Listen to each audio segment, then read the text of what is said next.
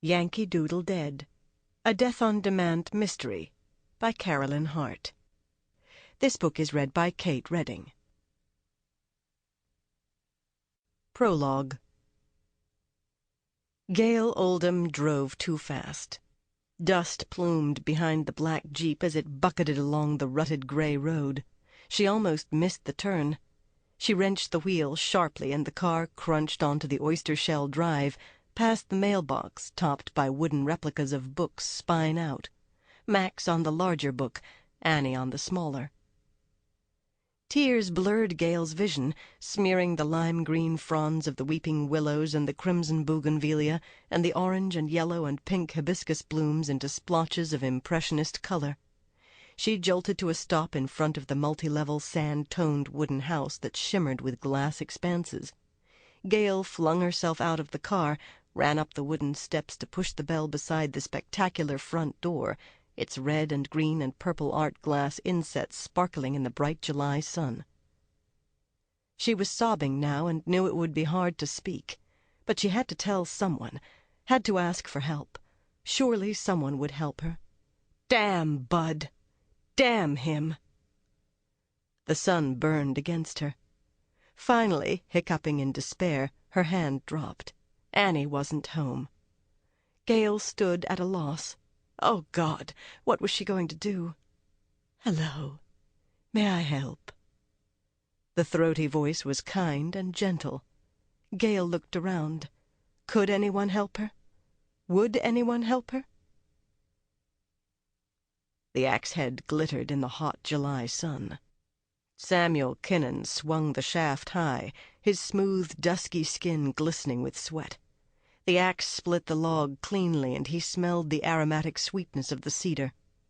There was always work to be done on an acreage in the summer. Old trees to fell, fences to mend, oyster shells to burn to make tabby. He'd always loved making tabby, burning the shells, then adding sand and more oyster shells to create a compound as good as cement. Dad wanted him to fix up a batch to mend some rain damage to the house. Samuel's face was set in a stiff mask. His eyes burned. Sweat dripping down, that was all. Men don't cry. And he didn't mind helping out his dad. He would have been glad to make the tabby, slap it into place neat as a plasterer, to chop wood, weed, whatever, on weekends or after work on the long summer days when the sun sank slowly westward and the days stretched out like salt-water taffy. But he should have had his job. He was good with the kids. Why did they take his job away? Not they. The general. Damn his sneering white face. Samuel lifted the axe, swung it with all the force of misery, and saw the general's face disintegrate into pieces instead of chips of cedar. Jonathan Wentworth sat for a moment after turning off the motor. Emily was already home. Sometimes her bridge group played into the dinner hour. He was accustomed to fixing a snack, settling in front of the television. Sad that he now preferred that. He grabbed his flight helmet, wished he could recapture the exhilaration of the afternoon. But it was gone, the ineffable sense of peace he always had when flying. He slammed the car door, strode briskly up the wooden steps, donned his practiced smile. In the front hall he called out, "Emily, you home?" The mirror reflected short white hair, a lean face with far-seeing eyes and firm mouth, a wrinkled tan flight suit, and the wooden smile. "Jonathan, what a day!"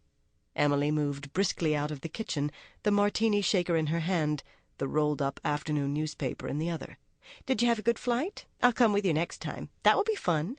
When we live in Scottsdale, you can fly all the time. Oh, some good news about the house. The real estate agent brought 2 couples by. She left a note, said they're both interested." She didn't wait for his response, chattered on. "All part of an A1 first-class lucky day. Jonathan, you won't believe it. I had a grand slam, doubled and redoubled, vulnerable." She talked fast, recounting the afternoon's battles, how she'd trumped this ace, finessed that jack. She was pouring the drinks, her green eyes glittering with triumph. Her once golden hair was now a shining white in smooth waves, and her beautiful made-up face was smooth, as if time had never touched her. Emily always moved at top speed, her mind intent upon victory, on the golf course, investing in the stock market, playing bridge. She crammed movement and effort into every waking moment. He'd been afraid she might resist selling the house, moving, but she loved playing golf in Scottsdale. She'd not resisted at all. Jonathan understood why her mind and body moved at such a frenetic pace. His heart still ached for Emily, and for himself. But her answer to pain was to immerse herself so completely in life that there was never a moment for thought or reflection or suffering. Golf and bridge consumed her. As she turned at the end of the room, a shaft of sunlight touched her, and he saw the Emily of long ago.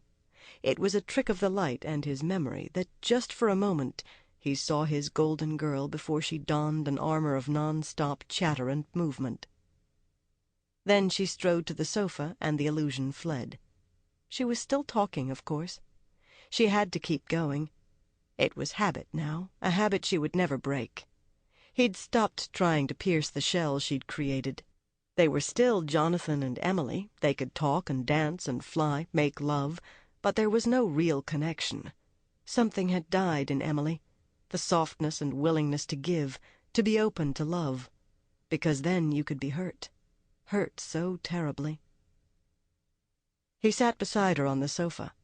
The newspaper rustled as she skimmed through it. He drank his martini and didn't listen. The time was close now. She would become ever more frenetic. It was always the time that worried him. But Sharon would help, and soon they'd be moving. Emily gasped, surged to her feet. Her martini spilled, and the drink was cold and sticky as it splashed over him. She lowered the paper, pointed to a page, her hand shaking. "Why didn't you tell me?" Her voice was deep and hoarse and frightening. The veneer was gone. Her face twisted with unutterable pain. Bud Hatch swiped the towel across his flat abdomen. He stood in the at-ease stance, shoulders back, feet apart. It was his habitual posture. He was as trim and muscular at 63 as he'd been at 16. A man then, a man now. By God, he could still wear his first dress blue uniform. Slack. That's what most people were. He had no use for them, cowardly second-raters without any guts. Nobody could ever say Bud Hatch was a second-rater, or cowardly. He saw his duty and he did it. He wasn't going to put up with any of this political correctness bullshit from anybody, including the director of the library, the present director, and his supporters. As for the festival, it was a good thing he'd realized the mess it was in and taken steps. Women were all right in their place, but by God, they'd forgotten what that place was. Women. Necessary, but a damn lot of work. He dressed quickly. Navy polo shirt, chino slacks, tasseled loafers. He had a lot to take care of today. He'd start at the library. Chapter 1. Annie Lawrence Darling moved swiftly, or as swiftly as she could propel her body through air thicker than congealing jello. Her hair curled in tendrils. Her skin felt as moist as pond scum. If it got any more humid, Calcutta would be a resort in comparison. She thought longingly of cool air. Maybe she would read The Yellow Room by Mary Roberts Rinehart. It was always cool in Maine. Rinehart's heroine shivered and lit fires. Why had she ever come to this island where the summer air was heavier than mercury? She had a sudden unsettling cold sensation. She knew why she'd come to the land of no-see-ums, swamps, and fragrant magnolias. She'd come to Broward's Rock a few years earlier because she was running away from a close encounter with one Maxwell Darling. How weird. What if Max hadn't, in his own imperturbable, incredibly determined way, followed her? What if now she wasn't Annie Lawrence Darling, but just Annie Lawrence? It would be a cold world indeed. She felt like flinging out her arms and embracing the humid, spongy air. What did a little heat matter? Annie stopped at the door of her store and grinned. What could be better than a nice hot day in her own very happy corner of the world? Dear Max, and her wonderful store. She studied the name with pleasure. Death on Demand, in tasteful gold letters. Without doubt it was the finest name for the finest mystery bookstore east of Atlanta. Sample complete. Ready to continue?